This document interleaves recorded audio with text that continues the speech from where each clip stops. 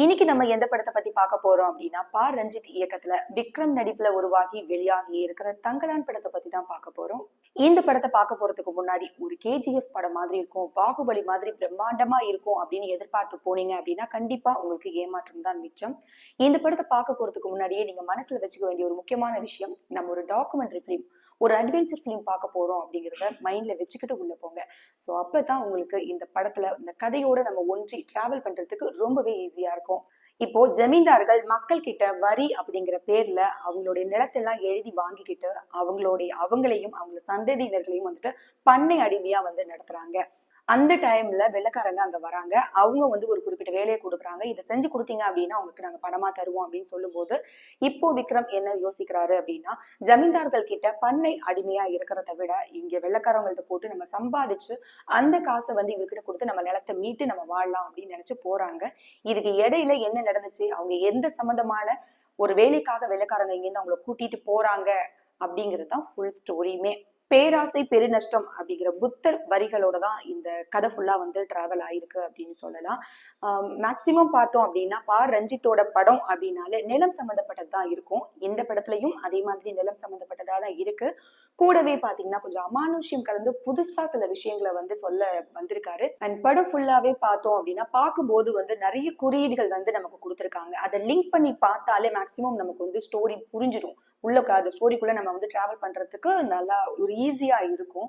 படத்துல நெக்ஸ்ட் என்ன நடக்க போகுது அப்படிங்கறத கண்டிப்பா நம்மளால யூகிக்கவே முடியாது. அந்த அளவுக்கு படத்துல ஸ்டார்டிங்ல இருந்து எண்ட் வரைக்கும் லேகே இல்லாம கொண்டுட்டு போயிருக்காங்க. படத்தோட நெகட்டிவ்னு பார்த்தோம் அப்படின்னா, நார்த் ஆர்காட் லாங்குவேஜ் இருக்கு இல்லையா, அது வந்து அண்டர்ஸ்டாண்ட் பண்ணிக்கிறதுக்கு ரொம்பவே கஷ்டமா இருந்துச்சு. மேபி வந்து அது லைவ் ரெக்கார்டிங் அப்படிங்கிறதுனால அந்த ஒரு ப்ராப்ளம் இருந்திருக்கலாம். ஓடிடி ரிலீஸ்க்கு அப்புறமா அது தெளிவா புரியறதுக்கான வாய்ப்புகள் இருக்கு. விஎஃப்எக்ஸ் காட்சிகள் எல்லாமே வந்துட்டு தத்ரூபமா இல்ல. அந்த அளவுக்கு நம்ம வந்து லியோ படத்துல எல்லாம் பார்த்த அளவுக்கு எல்லாம் தத்ரூபமா இல்ல. அங்க வரக்கூடிய அந்த சிறுத்தை, பாம்பு அது எல்லாமே வந்துட்டு அந்த அளவுக்கு நம்மள வந்து ஈர்க்கல அப்படின்னு தான் சொல்லணும். ஸோ ஓவரால் வந்து விஎஃப்எக்ஸ் காட்சிகளை வந்து இன்னுமே இம்ப்ரூவ் பண்ணிருக்கலாம் அப்படின்னு தான் தோணுச்சு.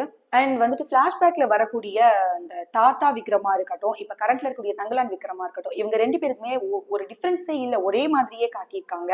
அதனாலயே மேபி வந்து கதையா இருக்கும், அந்த அளவுக்கு ஒரு கன்ஃபியூஷன் ஆகுற அளவுக்கு வாய்ப்பு இருக்கு. ரெண்டு பேருக்கு வந்து டிஃபரன்ஸ் காட்டியிருக்கலாம் அப்படின்னு தோணுச்சு. இசையை பொறுத்தவரை ஜிவி பிரகாஷ் கலக்கி இருக்காரு அப்படின்னு சொன்னா, சினிமோட்டோகிராஃபி கண்டிப்பா வந்து ஒரு பீரியட் ஸ்டோரிக்கு எந்த அளவுக்கு வந்து சினிமோட்டோகிராஃபி பண்ணணுமோ அந்த அளவுக்கு பர்ஃபெக்டா பிரதிபலிச்சிருக்காரு. நம்மள வந்து அந்த ஒரு காலகட்டத்துக்கே அழைச்சிட்டு போயிருக்காங்க அப்படின்னு சொல்லணும்.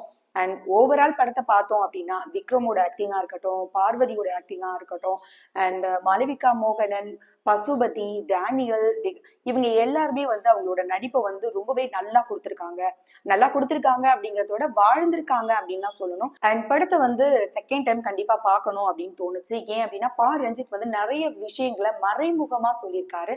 அது செகண்ட் டைம் பார்க்கத்தான் நமக்கு வந்து அந்த விஷயங்கள் எல்லாமே புரிய வரும். அந்த அளவுக்கு வந்து கொடுத்திருக்காரு அப்படின்னு சொல்லணும். அண்ட் கோலார் தங்கவயல் எப்படி ஸ்டார்ட் ஆச்சு, அதுல வந்து அமானுஷ்யம் கடந்து சொன்னா எப்படி இருக்கும் அப்படின்னு கொஞ்சம் டிஃப்ரெண்டா சொல்லியிருக்காரு ரஞ்சித். இந்த படத்துல ஆராத்தியா வரக்கூடிய விக்ரம் அண்ட் மாளவிகா மோகனன், இவங்க ரெண்டு பேரும் வந்து அவங்களோட கதாபாத்திரத்துல ரொம்பவே ஒன்றி நடிச்சிருக்காங்க. இவங்க ரெண்டு பேரும் எப்படி காட்ட பாதுகாத்தாங்க, அதுக்கப்புறமா அதுல இருந்து வந்துட்டு எப்படி மக்களோட மக்களா கலந்தாரு அப்படிங்கிறது ரொம்பவே டீட்டெயிலா சொல்லியிருக்காரு படத்தோட எண்ட்ல டைரக்டர். சோ கண்டிப்பா தங்கலான் படத்தை தியேட்டர்ல போய் பாருங்க. அண்ட் அகைன் நான் சொல்லக்கூடிய ஒரு விஷயம், இது ஒரு டாக்குமெண்ட்ரி அட்வென்ச்சர் பிலிம் அப்படிங்கறத மனசுல வச்சுக்கிட்டு கண்டிப்பா நீங்க வந்து தியேட்டருக்கு போனீங்கன்னா இந்த படம் வந்து உங்களுக்கு ரொம்பவே பிடிக்கும்.